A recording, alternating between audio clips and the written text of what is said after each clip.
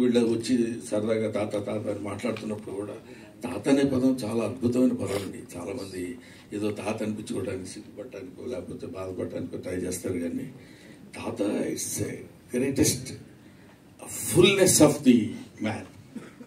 ఒక మనిషి ఒక పరిపూర్ణత్వం వచ్చితే కానీ తాత. ఎందుకంటే ఆఫ్టర్ ఆల్ మనకు తెలియకుండా మనం పుడతాం.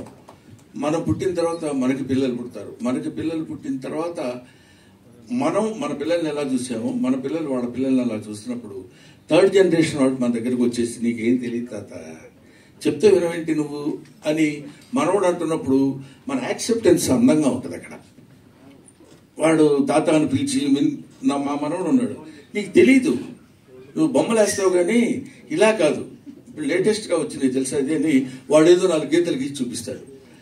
దానిలో వాడు బుద్ధి లేదా, నేను నా ఏజ్ ఏంటి నీ ఏజ్ ఏంటి నువ్వు నాకు తెలియదు అంటావా, నా ఎక్స్పీరియన్స్ లేదు నీ బతుకొని వాడు తిట్టడం ఉండదు.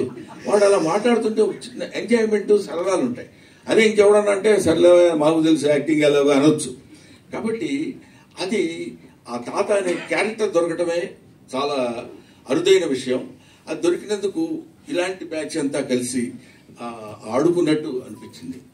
అదే ఇప్పుడు మీ అబ్బాయి ఉన్నాడు, ఏమన్నాడు నన్ను, వీళ్ళ అబ్బాయి నాకు వచ్చి చెప్పాడు, సురేష్ వాళ్ళ అబ్బాయి, డాడీ హూ ఇన్వెంటెడ్ బ్రహ్మానందం అన్నాడు.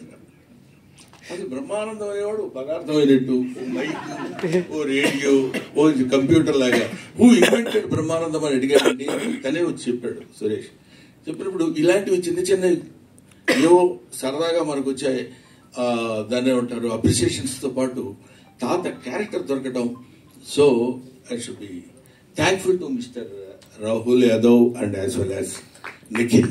Thank you sir.